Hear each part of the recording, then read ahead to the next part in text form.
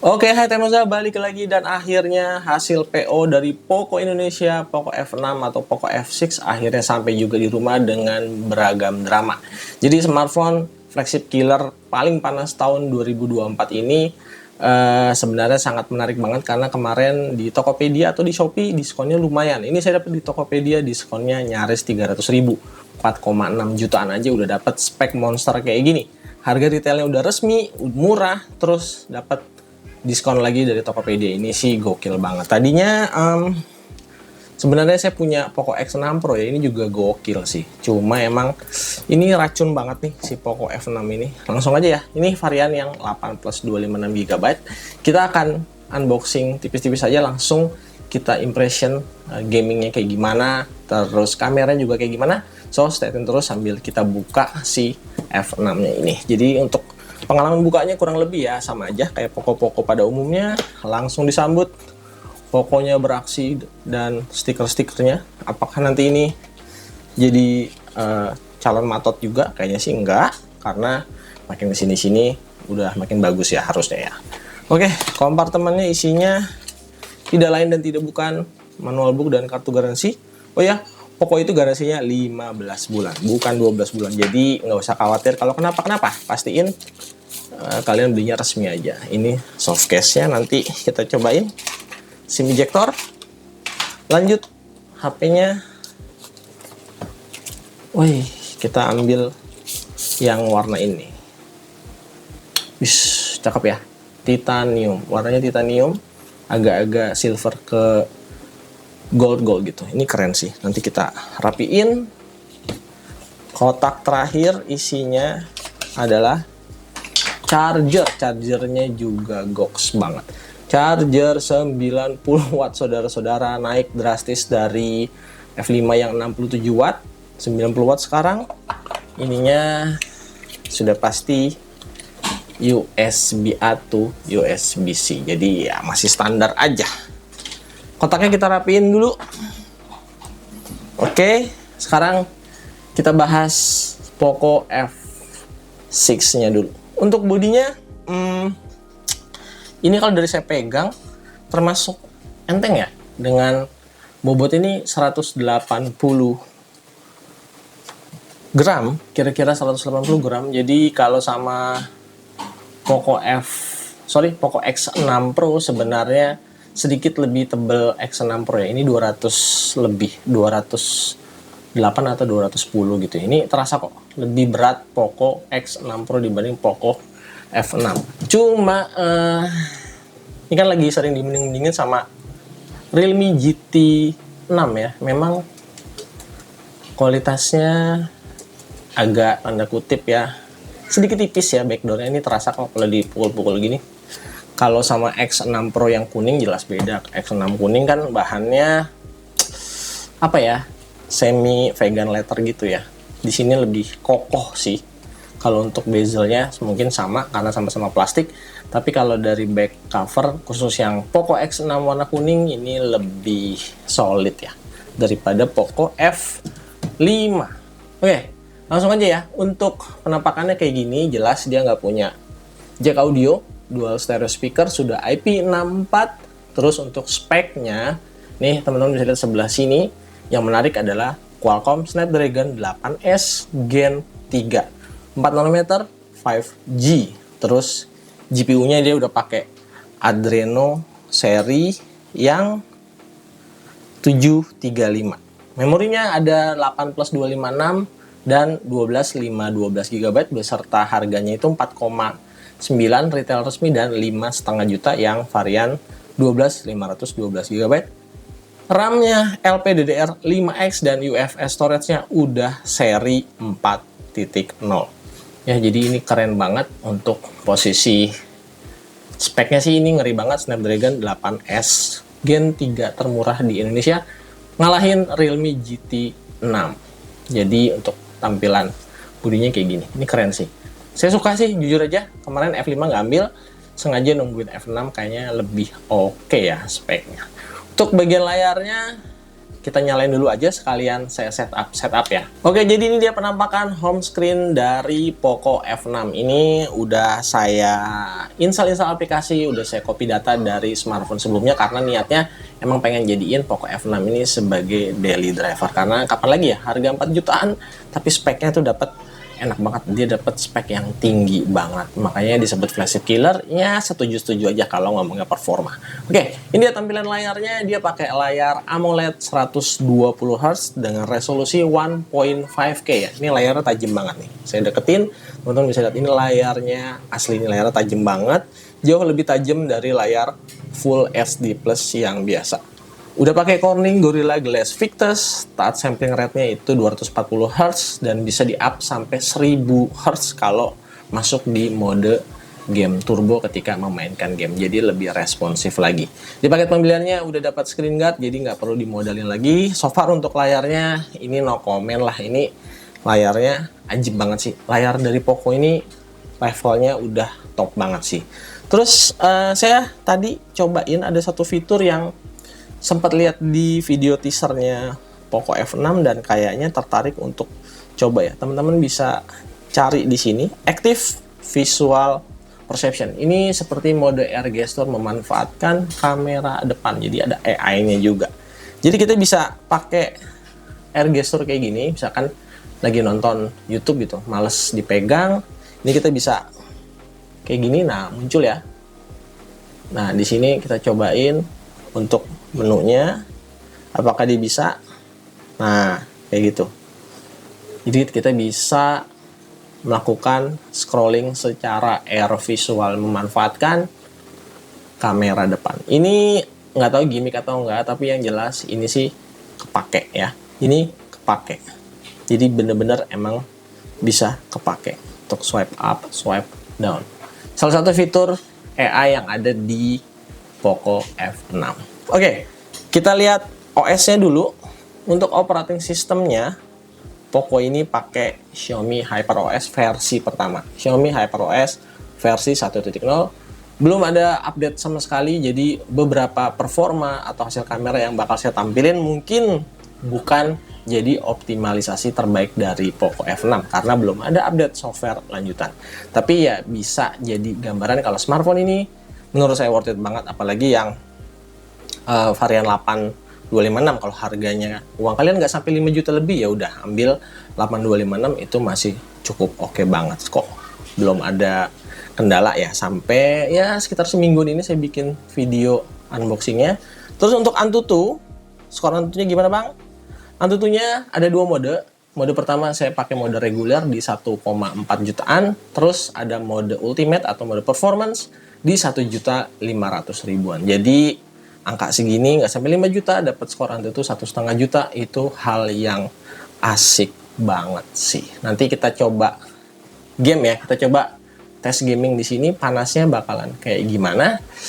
Kalau HP ini panas, yes, HP ini panas, tapi panas dalam hal apa dulu? Oke, untuk Poco F6-nya kita akan cobain dulu CPU throttling selama 15 menit. Ini untuk pengetesan standar dulu aja untuk ngebuktiinnya supaya nggak hoax. Kita nyalain timer di sini, kita akan coba selama 15 menit dan panasnya bakalan kayak gimana. Nah, untuk startnya, ini startnya Poco F6 35,8 derajat Celcius di bagian layar. Terus di bagian back covernya ini di 35,6. Jadi sebenarnya cukup adem karena ini ruangannya ber-AC ya, sekitar 20 derajat Celcius. Kita cobain aja langsung si CPU throttling test menggunakan mode performance atau ultimate. Nah, lihat di sini ya, kita modenya kita nyalain. Langsung aja nanti kita akan tes di menit ke-8 atau menit ke-10 atau nanti di akhir panasnya bakalan seperti apa. Let's go. Oke, Poco F6 pengujian CPU throttling masuk di menit ke-8 atau sudah jalan 8 menit atau setengah dari durasi. Untuk layar depannya berapa nih? Tuh.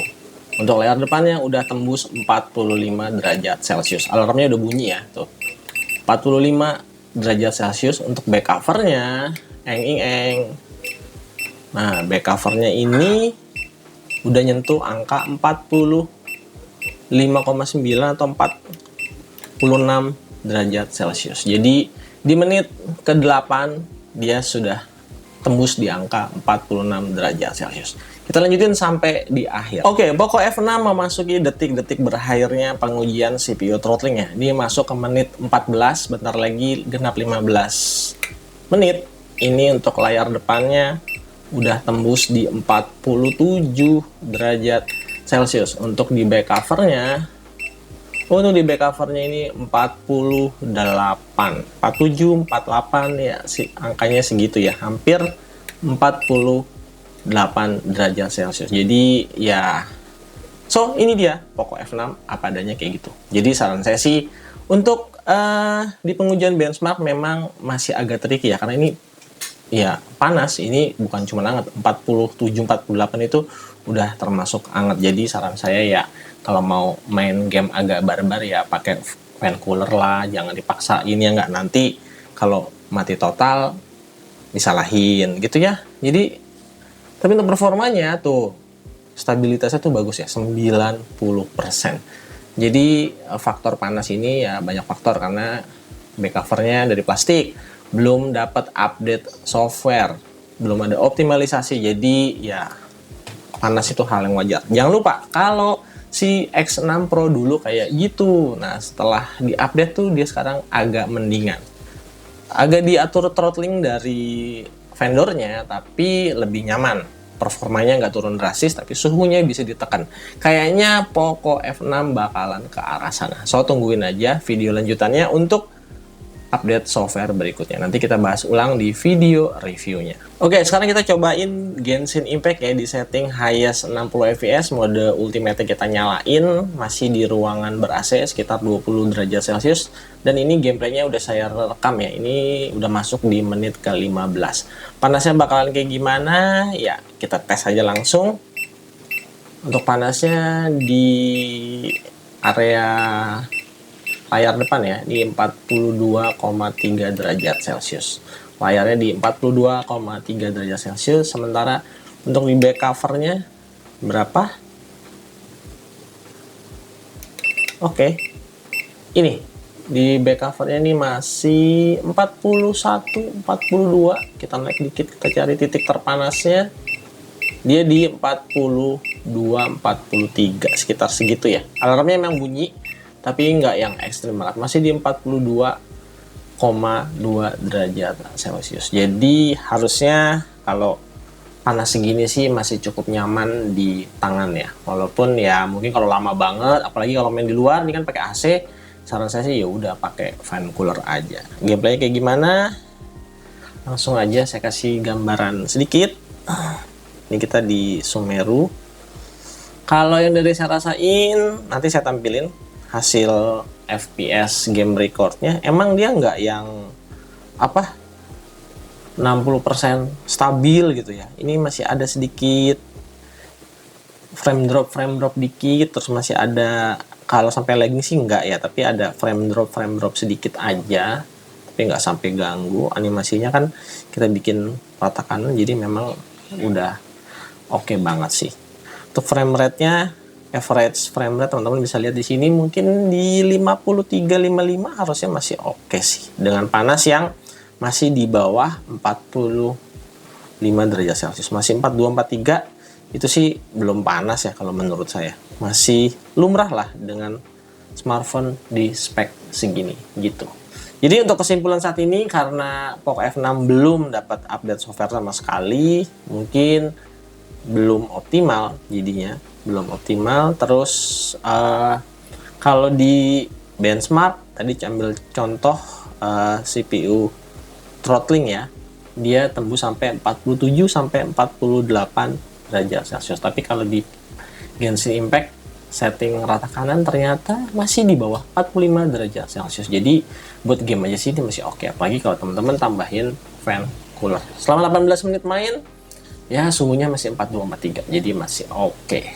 Tapi untuk benchmark di sini perlu hati-hati, karena kalau terus-terusan ya rasanya sih kalau dapat device yang atau dapat unit yang kurang bagus bisa mati total tuh. Ya udah, klaim garansi. Oke. Oke, sekarang kita lanjut di kamera. Untuk Poco F6 ini kasta tertinggi atau kamera terbaik untuk Poco F series untuk saat ini ya. Dia pakai dual setup kamera 50 megapiksel di kamera utamanya, punya OIS dan bisa rekam video di 4K 60 fps. Kamera kedua adalah kamera ultrawide yang cuma 8 megapiksel, untuk videonya mentok di 1080p 30 fps. Sementara untuk di kamera depan dia pakai kamera 20 megapiksel yang support sama video Full HD 60 fps. Untuk mode-modenya cukup banyak ya di sini. Teman-teman bisa lihat khas dari Poco dan Xiaomi lah, kurang lebih ya mirip-mirip. Yang jelas sih yang penting dia tuh ada mode Pro-nya. Mode Pro-nya bisa dipakai untuk foto dan bisa dipakai untuk video. Jadi untuk konten kreator mau kamera video yang manual autofocus, manual exposure, atau white balance semuanya bisa. Jadi ini udah cukup mumpuni. Hasil kameranya kayak gimana? Di harga 4 jutaan cukup oke. Nih hasilnya, dicek aja langsung. Oke, ini dia video recording Poco F6 atau F6 ya. Ini flagship banget nih. 4K 60 fps, gila. HP 5 jutaan. Sorry, start 4 jutaan bisa 4K 60 fps dan ini tuh stabil ya, bisa dilihat. Ini kita coba turunin tangga nih, tuh hasilnya kayak gini. Ini stabil. Untuk image quality-nya mungkin nggak yang superior banget, tapi sekali lagi 4K 60 fps di harga 4 jutaan. Oke, untuk video selfie ini Full HD 60 fps. Exposure stability-nya nih kadang-kadang kurang stabil ya. Kalau digelap banget, dia gelap banget, nggak ngangkat. Ini kayak dari luar kita coba ke dalam, gimana hasilnya.